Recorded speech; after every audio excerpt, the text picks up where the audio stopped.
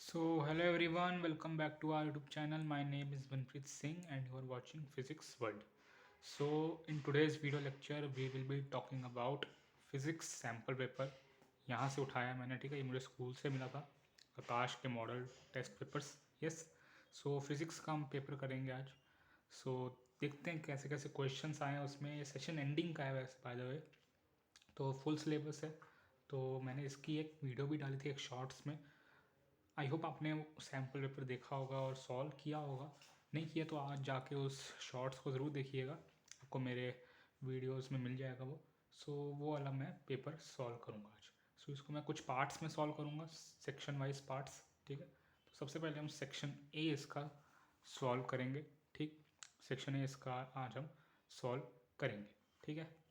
तो सारी general instructions वही सब है जो आपके पेपर में होती हैं. 3 घंटे का पेपर है, minimum marks, sorry maximum marks 70 है. और सेक्शन ए 1 मार्क के क्वेश्चंस हैं, 18 MCQ हैं. और फिर सेक्शन बी में आपके 7 क्वेश्चंस हैं 2 मार्क्स के. सेक्शन सी में 5 क्वेश्चंस है 3 मार्क्स के. सेक्शन डी में आपके 3 लॉन्ग क्वेश्चंस है 5 मार्क्स के. And section E contains 2 case studies, ठीक है, 4 मार्क्स ईच, ठीक. चलो इसका फिर क्वेश्चन पेपर शुरू करते हैं with section A. So what is the question number 1. Question number 1 तो यहीं से हो जाएगा, इतना आसान सा है. क्वेश्चन हमारा कह रहा है the dimensional formula of relative density is. Dimensional formula of relative density क्या है. ध्यान से समझिए, रिलेटिव डेंसिटी होती क्या है. रिलेटिव डेंसिटी होती क्या है. रिलेटिव डेंसिटी होती है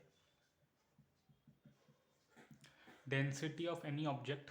कोई भी ऑब्जेक्ट हो सकता है, लिक्विड हो सकता है, गैस हो सकती है, कोई कोई भी ऑब्जेक्ट की आप डेंसिटी यहाँ पे लिखो, divide by density of water, rho W, density of water at 4 degree Celsius, ठीक है. ये डेफिनेशन है रिलेटिव डेंसिटी की. इसमें हो क्या रहा है, ऊपर भी डेंसिटी है, डेंसिटी ऑफ एनी ऑब्जेक्ट, और नीचे आपका रो डब्ल्यू है. दोनों तरफ डेंसिटी है, डेंसिटी डेंसिटी कैंसिल हो जाएगी. जो डायमेंशंस होंगी वो आपके पास कुछ नहीं होंगी, M0 L0 T0, ठीक है. ये डायमेंशनल लेस क्वांटिटी है, क्या, रिलेटिव डेंसिटी. और ये यूनिट लेस भी है, ठीक है. रिलेटिव डेंसिटी में यूनिट भी आपकी नहीं होती है, ठीक. चलो सेकंड क्वेश्चन देखते हैं अब. सेकंड है the number of significant figures in the number 0.010780 into 10⁻³ तो इसमें आपके कितने सिग्निफिकेंट फिगर्स हैं. सिग्निफिकेंट फिगर्स का आपको रूल्स पता होंगे. हमें क्या करना होता है, दो दो नॉन ज़ीरो नंबर के बीच में अगर ज़ीरो है तो उसको भी काउंट करेंगे. डेसिमल के इधर और डेसिमल के इधर अगर कोई ज़ीरो है तो उसको हम काउंट नहीं करेंगे. तो वो आप देख सकते हो अब यहाँ पे कैसे होगा, ये पूरा हट जाएगा आपका 10⁻³ होगी, वो सिग्निफिकेंट फिगर नहीं होगा. तो इसमें कितने सिग्निफिकेंट फिगर है, एक 1 सबसे पहला है, 1, 0 भी होगा दूसरा, 7, 3, 4, और ये वाला 0 है ना, इसको भी हम सिग्निफिकेंट फिगर कंसिडर करेंगे. पॉइंट के इधर जो 0 होता है उसको हम मानते हैं. ये वाला 0 क्यों नहीं माना, क्योंकि इसके इधर भी 0 है, इसके इधर 0 नहीं है. तो इसमें कितने सिग्निफिकेंट फिगर्स हो गए, 1, 2, 3, 4, 5. तो इसका क्या आंसर हो जाएगा आपका 5, ठीक है. आई होप आपको पहले के 2 क्वेश्चन बिल्कुल क्लियर हो गए होंगे. अब आगे बढ़ते हैं हम थर्ड क्वेश्चन देख लीजिए आप. थर्ड क्वेश्चन है if y equal to cos theta then the value of integral y d theta, और 0 से π/2 तक वैल्यू है थीटा की, तो ये क्या होगा, ठीक है. बड़ा इजी सा क्वेश्चन है. y equal to cos theta, ठीक है. We have to find integral of y d theta where theta varies from 0 to π/2, ठीक है. बहुत इजी सा है. y की जगह cos theta D theta, integral में है 0 से π/2, ठीक है. अब कॉस थीटा का आपका इंटीग्रेशन क्या होता है, आपको ये याद होना चाहिए. साइन का डिफ्रेंसिएशन कॉस होता है, तो कॉस का इंटीग्रेशन क्या हो जाएगा, साइन थीटा, ठीक है, साइन थीटा, और लिमिट्स इस पे क्या है, लिमिट्स है 0 से π/2, साइन π/2 साइन 90 1 होता है, 1 माइनस 0, तो दैट गिव्स अस 1। ठीक है, सो करेक्ट ऑप्शन इसका क्या हो जाएगा, करेक्ट ऑप्शन ऑप्शन नंबर 3 1। ठीक, नेक्स्ट क्वेश्चन की तरफ बढ़ते हैं। क्वेश्चन नंबर 4 क्या कह रहा है ज़रा देखते हैं। सो क्वेश्चन नंबर 4 भी आपका बेसिक मैथमेटिक्स से ही है, दे रखा है यहाँ पे आपको y equal to x plus x square plus x cube, then the value of dy/dx at x equal to 1। So answer for y equal to x plus x square plus x cube, so you have to find dy/dx, और dy/dx आप निकाल सकते हो बड़े आराम से, और इसकी वैल्यू आपको निकालनी है x इक्वल टू 1 पे। ठीक है, लिखने का तरीका होता है। सो ये तो आपको हो जाएगा 1 1 प्लस 1 प्लस 1 3 आएगा आंसर। कैसे आया फिर से देख लो, डिफ्रेंशिएशन में से अगर इसका करोगे तो क्या आएगा, 1 plus 2x plus 3x square. ठीक है, इसका डिफ्रेंशिएशन करोगे तो क्या आएगा, 1 plus 2x plus 3x square. आई होप आपको पावर रूल ये सब अब समझ में आ गया है। ठीक है, अब तो समझ में आना ही चाहिए। तो इसकी में आप जब 1 वैल्यू पुट करोगे तो 1 प्लस 2 प्लस 3 आएगा। ठीक है, सॉरी 1 प्लस 2 प्लस 3 आएगा जब आप यहाँ पे वह x की वैल्यू 1 पुट करोगे, तो यहाँ पे आंसर क्या हो जाएगा 6। ठीक है, आंसर क्या हो जाएगा यहाँ पे, आपका आंसर हो जाएगा 6। तो ऑप्शन नंबर 2 जो है आपका इसमें वो आपका करेक्ट हो जाएगा। क्या है आंसर इसका, 6। ठीक है, बात समझ में आ गई, बिल्कुल बिल्कुल। चलो क्वेश्चन नंबर 5 देखते हैं। क्वेश्चन नंबर 5 थोड़ा इंटरेस्टिंग है। क्वेश्चन नंबर 5 कह रहा है, a particle is revolving on a circular path with a constant speed. If speed and radius of the path are tripled, then its centripetal acceleration will get doubled, get halved, remain same, get tripled. So centripetal acceleration की बात हो रही है यहाँ पे। centripetal acceleration का आपको formula पता होगा, v स्क्वायर अपॉन r। ठीक है, v स्क्वायर अपॉन r। ठीक है, सो ये v क्या है, ये v आप यहाँ पे कि अगर आप इसका मैग्नीट्यूड ले रहे हो तो इसका भी आप मैग्नीट्यूड ले सकते हो, तो ये स्पीड ही है। ठीक है, v वेलोसिटी, वेलोसिटी का मैग्नीट्यूड स्पीड। ठीक, तो पार्टिकल जो है वो सर्कुलर पाथ में मूव कर रहा है कांस्टेंट स्पीड से। ठीक है, तो ये आपकी क्वेश्चन नंबर 1 होगी। ठीक, अब स्पीड और रेडियस दोनों जो है ट्रिपल हो जाते हैं, तो ए सी डैश इसका मैग्नीट्यूड, इसमें क्या होगा आपका, दोनों चीज़ें ट्रिपल होगी। 3v इसका स्क्वायर होगा डिवाइड बाय 3r, ऐसा होगा। तो कितना हो जाएगा, 9v स्क्वायर अपॉन 3r। ठीक है, 9v स्क्वायर अपॉन 3r, जब स्क्वायरिंग करेंगे तो ऐसा आएगा। तो 3 goes to 3 times v square by r, और v स्क्वायर बाय r हमने इक्वेशन 1 में देखा है, ये क्या है, ए सी ही है। ये क्या है, ए सी। तो there four A C dash, A C prime जो भी बोलना है, वो 3 टाइम्स है ए सी के, मतलब ट्रिपल हो गया। That means the centripetal acceleration will get tripled, option number 4। ठीक है, तो ऐसे आप इसको सॉल्व कर सकते हो, बड़ा इजी था ये भी। ठीक, नेक्स्ट क्वेश्चन देखते हैं। नेक्स्ट क्वेश्चन, क्वेश्चन नंबर 6, एक ग्राफ दे रखा है हमको। Force versus displacement curve is shown in the diagram. The work done by the force at the end of displacement 40 metre. ये क्वेश्चन को पूरा रीड करना बड़ा ज़रूरी है। वर्क डन के बाद सीधा नहीं कि पूरा का पूरा निकाल के टिक कर दो, क्योंकि 40 मीटर तक का है, मतलब नहीं यहाँ तक करना है, ये वाला नहीं करना, 60 वाला नहीं करना, सिर्फ 40 तक करना है। हमें ग्राफ कौन सा दे रखा है, फोर्स वर्सेस डिस्प्लेसमेंट। सिंपल है, तो ग्राफ ही बड़ा आसान सा दे रखा है हमको। तो फोर्स वर्सेस डिस्प्लेसमेंट का हमें एस से शोन किया गया। फोर्स वर्सेस डिस्प्लेसमेंट का ग्राफ दे रखा है, हमें वर्क डन पूछा है, तो वर्क डन अगर फोर्स वर्सेस डिस्प्लेसमेंट का ग्राफ दे रखा हो तो क्या होता है, area under the curve, simple, क्योंकि वर्क डन होता क्या है, फोर्स इनटू डिस्प्लेसमेंट। ठीक है, सो हमें 40 मीटर तक पूछा है, तो हम 40 मीटर तक का देखेंगे। ये ट्रायंगल जो आपको दिख रहा है ये पूरा, इसका बस आपको एरिया निकालना है। तो हाइट इसकी आप देख सकते हैं 5 है, और इसकी बेस जो है 40। ठीक है, तो हाफ बेस क्या है 40, हाइट क्या है 5, बस 2 20 100 जूल आपका आंसर आ गया। ठीक है, इसका आंसर क्या है? 100 जूल, ऑप्शन नंबर 3। ठीक है, बहुत आसान सा क्वेश्चन था ये भी। चलिए बढ़ते हैं आगे। अब 7th question, for maximum loss of kinetic energy coefficient of restitution should be. बड़ा इंटरेस्टिंग क्वेश्चन है, कभी कभी बच्चे गड़बड़ कर जाते हैं यहाँ पे।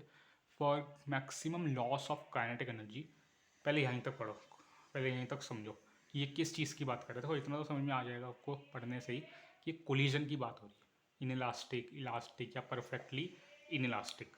ठीक है, तो ये कौन से कोलिजन की बात हो रही है?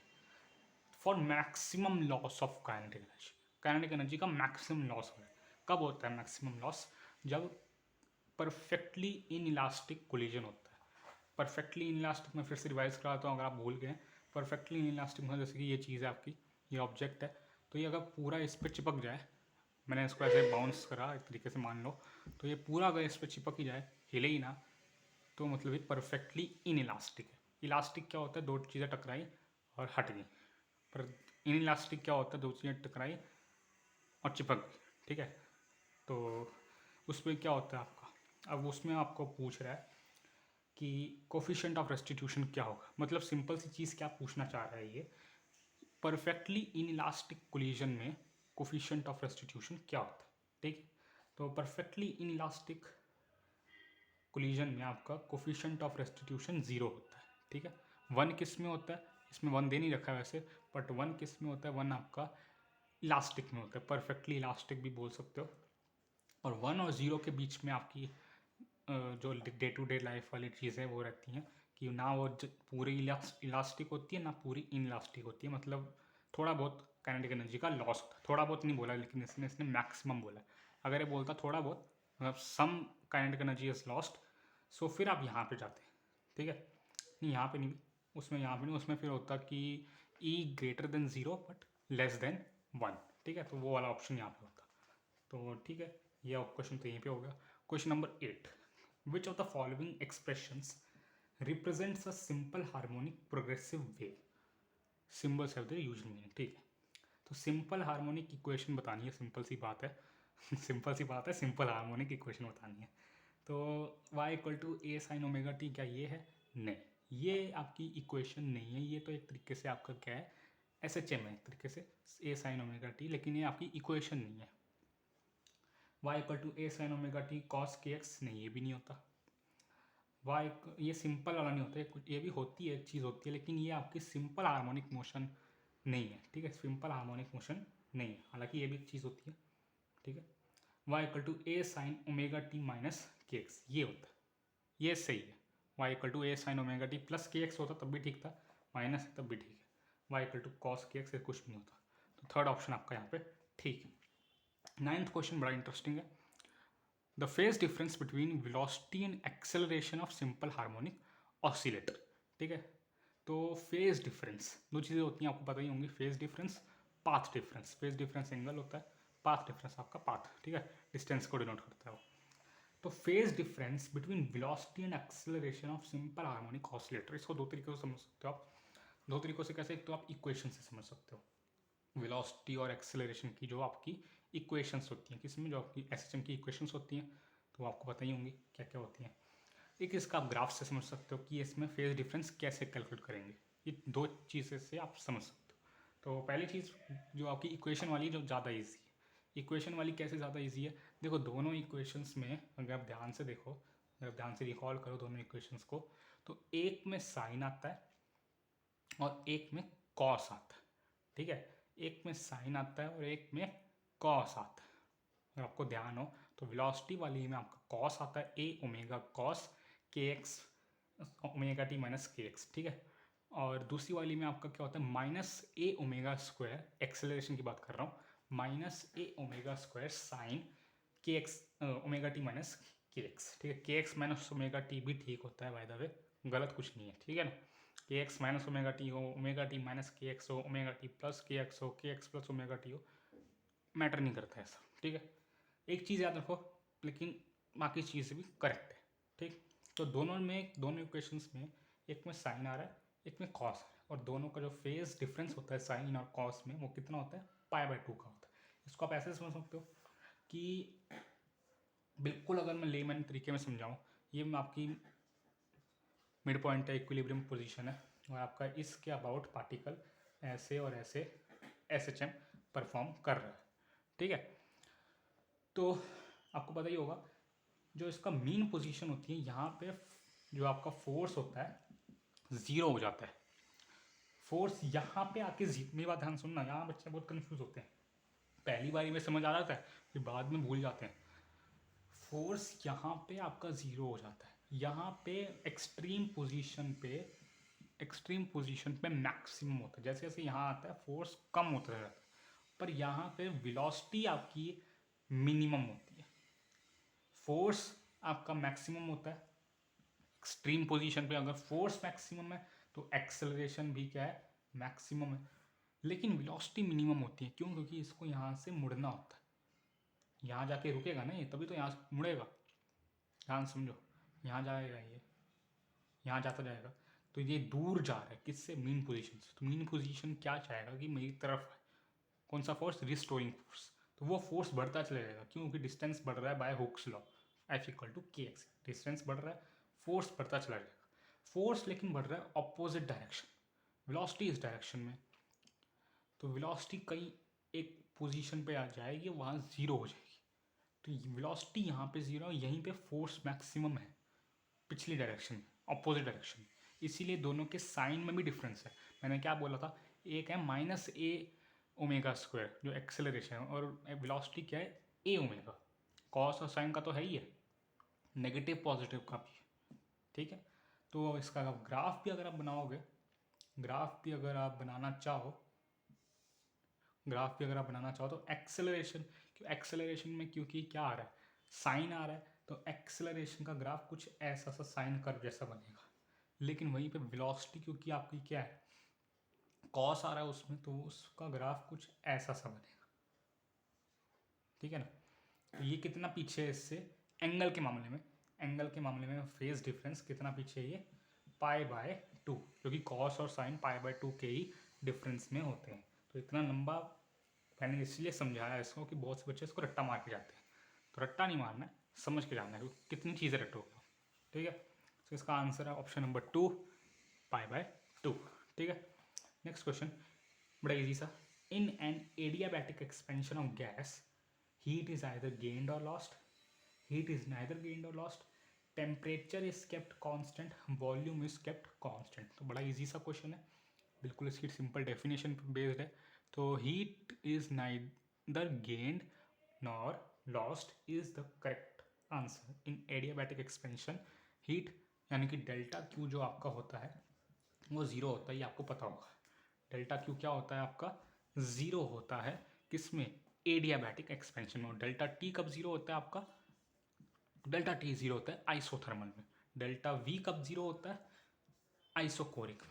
डेल्टा पी कब 0 होता है, आइसोबारिक में। डेल्टा क्यू कब 0 होता है, एडियाबैटिक में। ठीक है, ये चार चीज़ें आपको याद होनी चाहिए बिल्कुल सही तरीके से। जब जब डेल्टा टी 0 होता है तब डेल्टा यू भी 0 होता है। क्यों? क्योंकि डेल्टा यू क्या होता है, NCV डेल्टा टी। तो डेल्टा टी 0, डेल्टा यू भी 0। ठीक है, ये एकदम से दिमाग में स्ट्राइक करना चाहिए। डेल्टा वी 0, तो डेल्टा डब्ल्यू यानी कि वर्क डन, एक्सटर्नल वर्क भी 0। क्यों? क्योंकि डब्ल्यू क्या होता है, P डेल्टा वी। ये बिल्कुल स्ट्राइक करना चाहिए दिमाग में, क्योंकि ये डेरिवेशंस में काम आता है एकदम से। ठीक है, तो बात क्लियर होगी आपको आई थिंक। ठीक, आगे बढ़ते हैं। अगला क्वेश्चन सच में बहुत ज़्यादा इंटरेस्टिंग है, बहुत बच्चों से वो गलत होता है।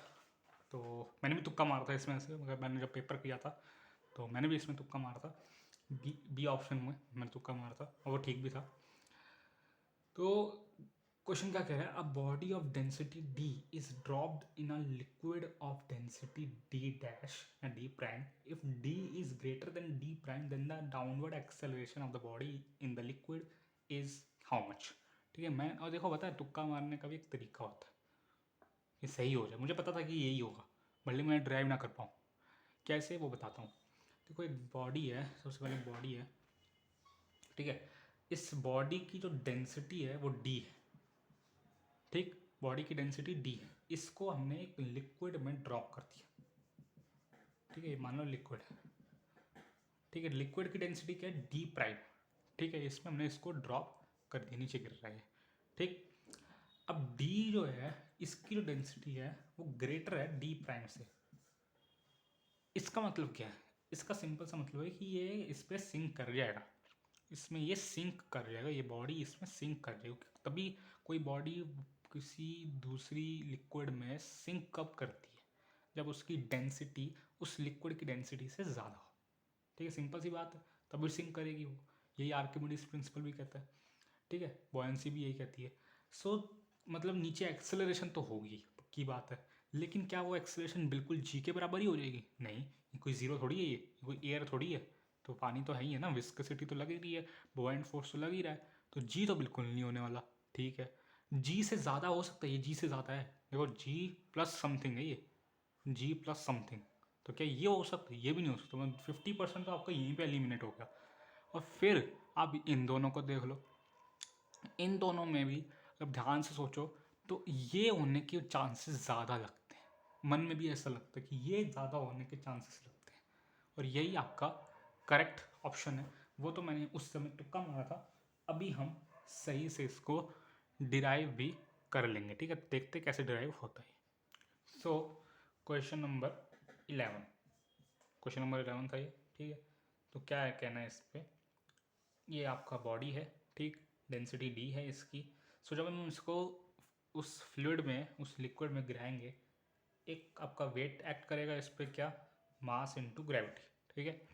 एक बॉइंट फोर्स होगा आपका यहाँ पे, ठीक है। विस्कसिटी देनी रखी है उसकी, तो हम विस्कस फोर्स नहीं लगा सकते, बॉइंट फोर्स तो नहीं लगेगा। बॉइंट फोर्स क्या होता है, डेंसिटी ऑफ द लिक्विड यानी कि D dash, volume of the solid यानी कि ये, मतलब volume of the liquid displaced by the way, तो पूरा का पूरा डिस्प्लेस हो जाएगा, अंदर चला गया उसके बाद जी, ठीक है ना। तो ये आपका दो फोर्सेस एक्ट करेंगे, ये वेक्टर बड़ा है, वो वेक्टर छोटा है। सो नेट फोर्स इधर लगेगा, यहाँ लिखता हूँ मैं एफ नेट। एफ नेट क्या होगा, एफ नेट कैसे निकालेंगे हम, तो बड़ा इजी सा है, ये वाला फोर्स ज़्यादा है, मास इंटू जी। मास देखो, मास को मैं इसमें डेंसिटी में कन्वर्ट कर देता हूँ, तो क्या होगा, डी वी जी।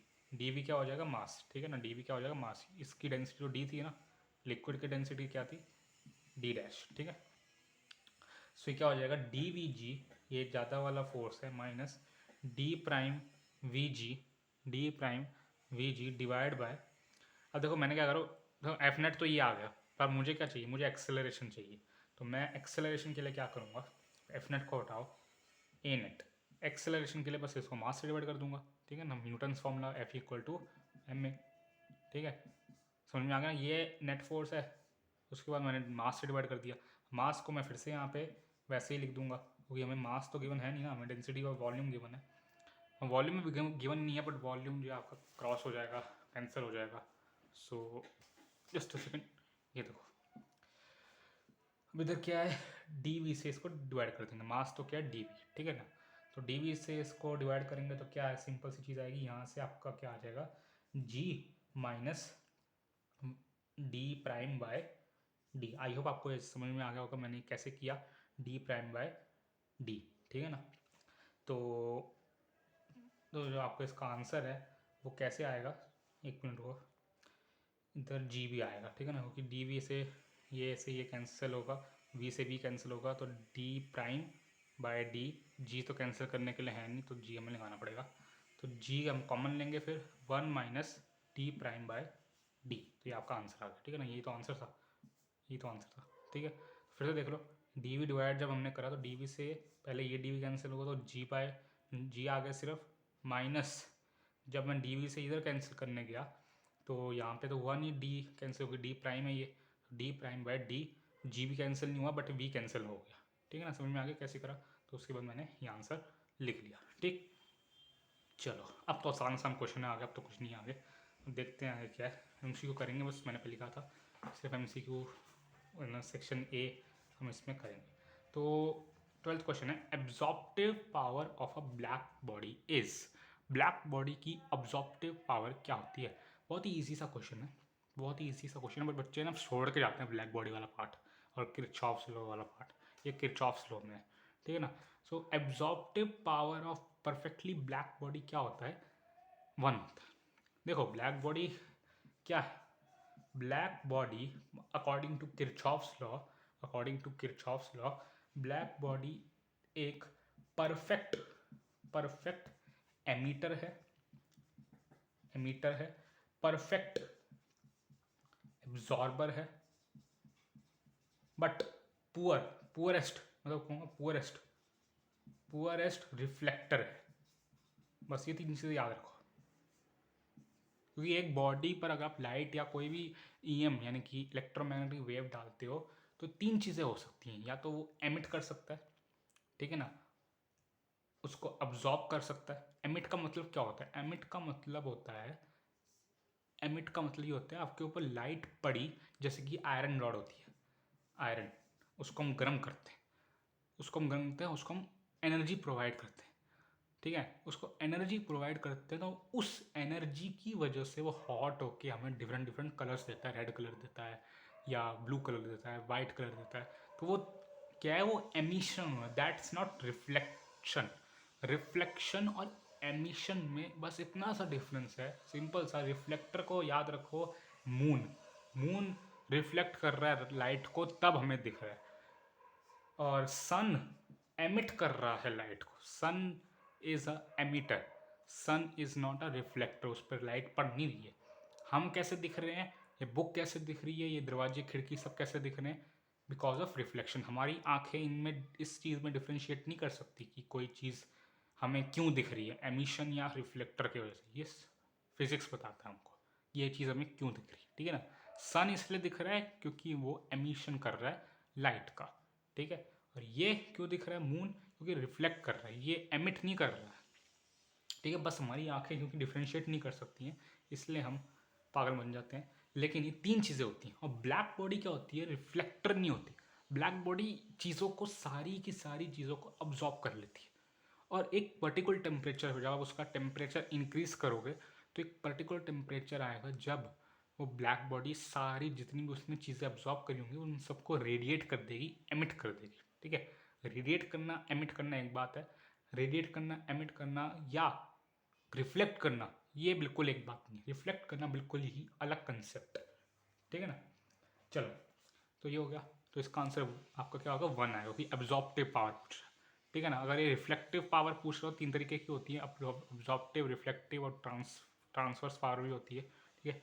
तो एब्जॉर्प्टिव पावर में तो 1 डालोगे आप, रिफ्लेक्टिव वाले में 0 डालोगे, ठीक है। इन्फिनिटी तो कभी हो गया नहीं, तो 1, ठीक है ना।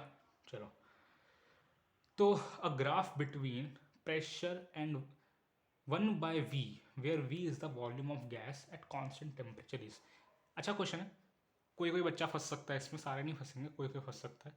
तो ध्यान रखो, प्रेशर और वॉल्यूम के बीच का जो ग्राफ होता है अकॉर्डिंग टू बॉयल्स लॉ, ये तो ऐसे होता है, ठीक है ना। ऊपर थोड़ा करता हूँ मैं कैमरा। एक रेक्टेंगुलर आपका हाइपरबोला होता है, जो कि ऑप्शन में दे भी रखा है, बच्चे फटाफट इसको मार्क कर देते हैं, लेकिन ऐसा करना नहीं है, क्योंकि इसने प्रेशर और वॉल्यूम के बीच का नहीं पूछा है, प्रेशर वर्सेस 1/v का पूछा है। समझ पा रहे हो? देखो, according to Boyle's law P V equal to constant, ठीक है। तो P is inversely proportional to 1/v। नहीं नहीं नहीं नहीं नहीं नहीं, ये बच्चे गलती करते हैं। P is inversely proportional to 1/v नहीं है, P is inversely proportional to V है। P is directly proportional to 1/v। ध्यान से देखो, ये जो निशान है ये प्रोपोर्शनैलिटी का होता है, इन्वर्स और वो वाला चीज़ नहीं होती इसमें, इसमें सिर्फ प्रोपोर्शनैलिटी छुपी है। इन्वर्स वगैरह चीज़ कहाँ पे है आपके? ये इसमें, जो जो आपका डिवाइड हो रही है चीज़, इसमें इसमें नहीं है। अगर इधर और इधर कोई क्वांटिटी है और बीच में ये साइन है, तो पक्की बात है वो दोनों क्वांटिटी साथ में ही इंक्रीज होंगी। फर्क क्या है कि ये V नीचे है, इसलिए हम कहते हैं कि ये इन्वर्सली प्रोपोर्शनल। हाँ समझना, pressure is directly proportional to 1/v, therefore pressure is inversely proportional to V, ठीक है। तो हमें इसने क्या बोला है कि P और 1/v का ग्राफ खींचो,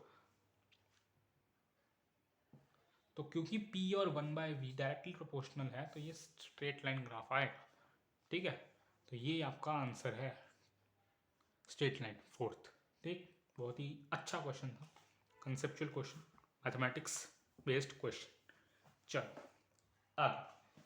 आगे 14 क्वेश्चन है, wire can be broken by applying a load of 10 kg weight, the force required to break the same wire of the same material but twice the diameter in kg weight को जाने दो, वो अपना matter नहीं करता है, वो तो हो ही जाएगा, ठीक है ना। चलो तो एक वायर है, मान लो इस पर अटैच है, ठीक है। इस पर हमने एक लोड रखा है 10 kg वेट का। अगर हम 10 kg वेट का लोड रखते हैं तो ये वायर ब्रेक कर जाती है, ठीक है। वायर क्या कर जाती है, ब्रेक कर जाती है। मतलब 10 kg वेट इसका क्या है, एक तरीके से ब्रेकिंग फोर्स, ठीक है, एक तरीके से इसका ब्रेकिंग फोर्स, ठीक है। तो force required to break the same wire, इसी वायर को हमें ब्रेक करना है, लेकिन अब क्या हो गया है, इसका डायामीटर डबल हो चुका है। ये हो गया मोटी वायर, हो गई वायर, क्या हो गई, मोटी हो गई है। तो इस पर अगर आप कितना फोर्स लगाएं कि ये ब्रेक हो जाए, सिंपल सा चीज़ है, ज़्यादा इसमें हमें कुछ करना नहीं है वैसे तो। लेंथ बराबर है L1 equal L2, because material is equal, material same, so Y1 equal Y2, ठीक है। Y1 Y2 क्या है, यंग्स मॉडुलस, ठीक है ना। और दूसरी चीज़ क्या है, जो R1 है या जो R2 है, R2 क्या है, ट्वाइस ऑफ R1 है, ये हमें गिवन है क्वेश्चन, ठीक है। क्वेश्चन में ये चीज़ हमें गिवन है, तो ये तो बड़ा सिंपल सी चीज़ होगी। तो इसमें हमें क्या करना है, हमें फोर्स निकालना है, ठीक है ना। तो देखो ध्यान से देखना, फोर्स पहले तो यंग्स मॉडुलस का फॉर्मूला याद करते हैं, ठीक है ना। यंग्स मॉडुलस में क्या होता है, F L upon A delta L, ये आपको सीधा याद होना चाहिए, ऐसे नहीं कि F upon L, sorry F upon A फिर लगाओ डेल्टा एल अपॉन एल, सीधा ये याद होना चाहिए F L upon A delta L, ठीक है ना। तो अब यहाँ से एफ निकाल लो, एफ क्या है, Y A delta L divide by L, ठीक है। Y A delta L upon L, ये आपका फोर्स आएगा, ठीक है ना, ये आपका यहाँ पे फोर्स आएगा। तो F1 कर देते हैं इसको, Y1 A1 delta L1 L1, ठीक है ना, ये सब चीज़ें कर देते हैं। तो अब हमें निकालना है F2 निकालना है, ठीक है ना। F2 निकालना है, यहाँ पे F2 है ना, तो F2 निकालना है, Y2 है, A2 है, डेल्टा L2 है, डेल्टा L1 है। तो एक काम करेंगे, F2 बाय F1 कर देंगे, F2 निकालना है ना, तो F2 बाय F1 कर देंगे। ऊपर अब करता हूँ मैं, इन सब चीज़ों की ज़रूरत नहीं है हमें। सो वापस ऊपर आ जाओ, F2 divide by F1, so F2 bye F1 क्या हो जाएगा, Y2 A2 delta L2 divide by delta L2 आएगा यहाँ पे, ठीक है ना। डेल्टा L2, कुछ गड़बड़ करी मैंने, डेल्टा साथ साथ कैसे आ गए, ओहो, यहाँ पे सिर्फ L आएगा, ठीक है ना, डेल्टा नीचे आएगा, divide by Y1 A1 L1 divide by delta L1, ठीक है। आई होप आपको समझ में आ गया होगा क्या गलती थी मेरी, थोड़ी सी गलती कर दी थी मैंने, कोई बात नहीं, वैसे उसका कोई फ़र्क पड़ेगा नहीं क्योंकि ये सब कैंसिल ही होने वाले हैं। Y2 Y1 कैंसिल हो जाएगा, L2 L1 कैंसिल हो जाएगा क्योंकि लेंथ सेम है तो उनका एक्सटेंशन भी सेम ही रहेगी। चेंज क्या हो रहा है, क्योंकि रेडियस चेंज हो रहा है, डायमीटर चेंज हो रहा है, इसलिए ये A2 और A1 चेंज हो रहा है। तो F2 बाय F1 क्या आ जाएगा आपका, A2 बाय A1, ठीक है ना। F2 बाय F1 आ गया आपका A2 बाय A1, ठीक, A2 बाय A1। अब देखो F2 क्या हो गया आपका, F1 का 10 टाइम्स A2 बाय A1, ठीक है। इसलिए मैंने कहा था kg वेट की चिंता करने की ज़रूरत नहीं है, वैसे ही आएगा, ठीक है। अब देखो यहाँ पे ध्यान से, 10 टाइम्स A2 क्या होता है, मतलब कोई भी A क्या होता है, pi R2 square divide by pi R1 square, pi से पाई कट कैंसल्ड। अब R2 क्या था, R2 था 2 टाइम्स R1, ठीक है ना, 2 टाइम्स R1 का होल स्क्वायर। वो डायमीटर डबल होगा तो रेडियस भी डबल होगा, वहाँ डायमीटर लिखा है लेकिन डायमीटर रेडियस डायरेक्टली प्रोपोर्शन है, तो ठीक है ना। 2R1 का whole square divide bye R1 का स्क्वायर, तो R1 के स्क्वायर से R1 का स्क्वायर कट जाएगा, यहाँ पे 4 आएगा, ठीक है, 2 का square 4।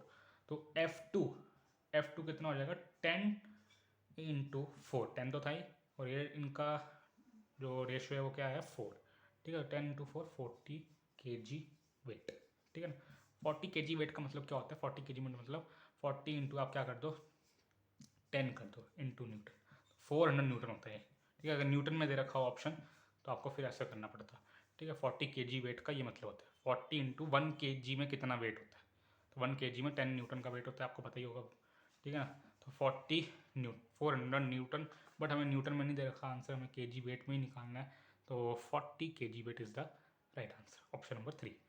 If the earth suddenly stops rotating, the value of effective gravity at the equator would, वैसे तो ये टॉपिक डिलीट है ये वाला रोटेशन वाला, बट फिर भी कोई बात नहीं, आसान क्वेश्चन है। तो अगर अर्थ एकदम से रुक जाती है तो वैल्यू ऑफ इफेक्टिव ग्रेविटी जो है इक्वेटर पे क्या होगा, ध्यान से देखो। इक्वेटर पे इंक्रीज होगी, डिक्रीज होगी, रिमेन सेम होगी, या नन ऑफ द अबव, ये ऑप्शन है। तो आपको पता ही होगा कि ये अर्थ है हमारी, ठीक है ना। अर्थ हमारी जियोइड शेप की है, जियोइड बनाई है मैंने, ठीक है। यहाँ से बल्ट आउट है, ये आपका इक्वेटर है। तो यहाँ पे जो आपकी ग्रेविटी होती है वो कम होती है, यहाँ पे ज़्यादा होती है, ठीक है ना, ड्यू टू इट्स शेप, और रोटेशन का भी इफेक्ट पड़ता है। यहाँ पे क्या है, यहाँ पे रोटेशन का इफेक्ट पड़ेगा, क्योंकि ये रुक जाएगी तो रोटेशन का इफेक्ट पड़ेगा। तो यहाँ पे क्या होता है, आपका जो इफेक्टिव जी होता है इक्वेटर पे, वो जी माइनस आर ओमेगा स्क्वायर होता है, ये आपको पता होगा, ठीक है ना। आर इतना तो कम से कम आपको फॉर्मूला तो कम से कम पता ही होगा, फॉर्मूला तो पता रखो, ठीक है ना। G effective equal to g minus r omega square, क्योंकि ये रोटेट होना बंद हो गई है, स्टॉप हो गया है, लिखा हुआ है क्वेश्चन में स्टॉप, ये स्टॉप हो चुका है ना।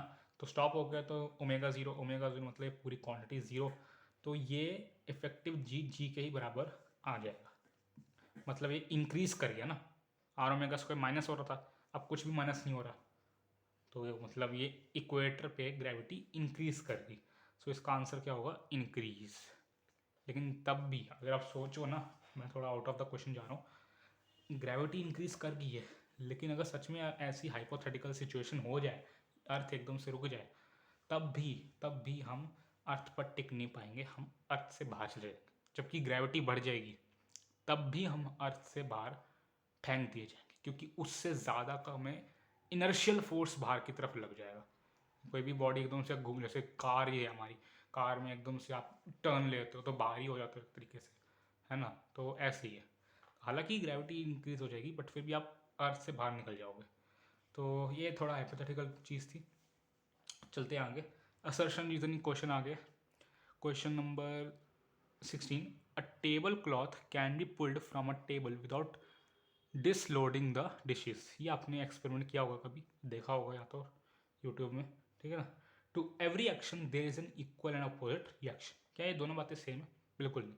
ये फर्स्ट लॉ की बात कर रहा है, क्योंकि अगर आप टेबल क्लॉथ हटाते हो, क्योंकि वो मूव कर रहा है, उससे ऊपर वाली चीज़ मूव नहीं कर रही है, उसके ऊपर वाली चीज़ पर हमने फोर्स नहीं लगाया है, तो इसलिए वो मूव नहीं कर रहे, ये फर्स्ट लॉ की बात कर रहा है। बट ये थर्ड लॉ की बात कर रहा है, बात दोनों ठीक कर रहे हैं, लेकिन कोई इनका तालमेल नहीं है, तो इसलिए ऑप्शन 2 करेक्ट है कि reasoning is not the correct explanation. By the way दोनों की दोनों स्टेटमेंट्स करेक्ट है, ठीक है ना।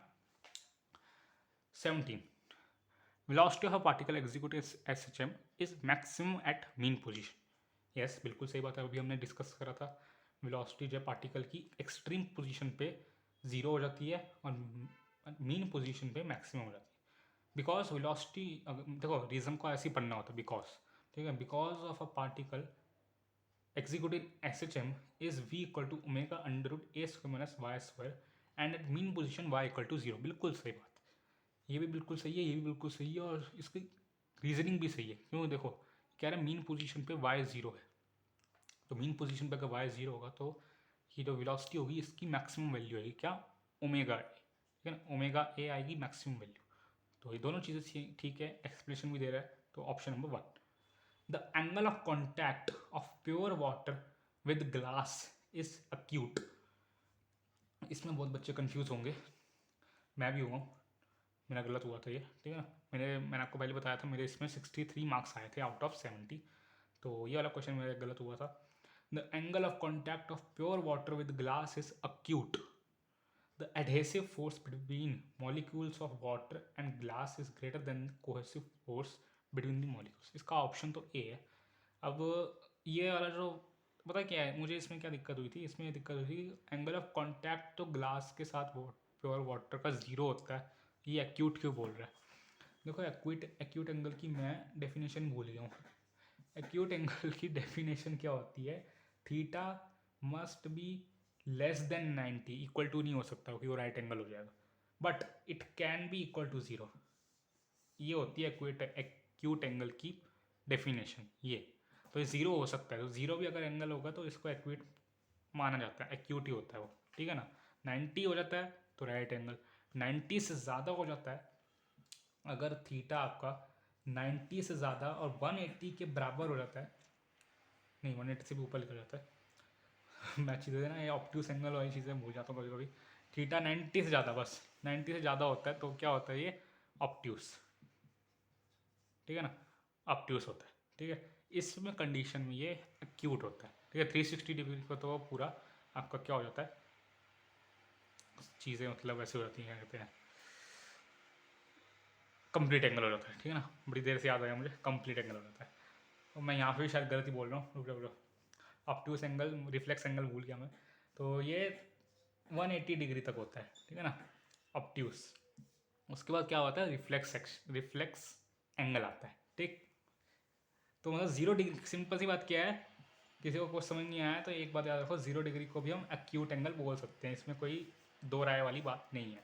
तो ये मेरी गलती हो गई थी, मैंने यहाँ पे ये चीज़ गलती कर दी थी, तो मैंने इसका आंसर डी मार दिया था कि एक्यूट तो नहीं हो सकता, ज़ीरो होता है, लेकिन ये ए है इसका आंसर। एक्यूट होता है मतलब ज़ीरो होता है, क्यों, क्योंकि adhesive forces between molecules of water and glass और वाटर के बीच में, क्योंकि वो मटेरियल अलग अलग है तो अडेसिव फोर्स होगा, वो ज़्यादा होता है cohesive force between water molecules के बीच का कोहेसिव फोर्स है उससे ज़्यादा होता है, ठीक है ना, और ये होता भी है। तो ये आपका ऑप्शन क्या है, वन है, both A and R are true and R is the correct explanation of A. तो आई होप आपको ये सारे क्वेश्चंस बिल्कुल सही से समझ आ गए होंगे। अगले वीडियो में हम देखेंगे कि सेक्शन बी कैसा जा रहा है, सेक्शन सी, फिर सेक्शन डी, ऐसे ही हम सारे पेपर ख़त्म करने की कोशिश करेंगे, ठीक है ना। सो तब तक के लिए चैनल को सब्सक्राइब कर नहीं किया तो कर लो, वीडियो लाइक नहीं किया तो कर दो, दोस्तों के साथ शेयर नहीं किया है तो शेयर भी कर दो, ठीक है, शेयर कर दो। तो मिलेंगे आपसे अगली वीडियो में, तब तक के लिए बाय बाय।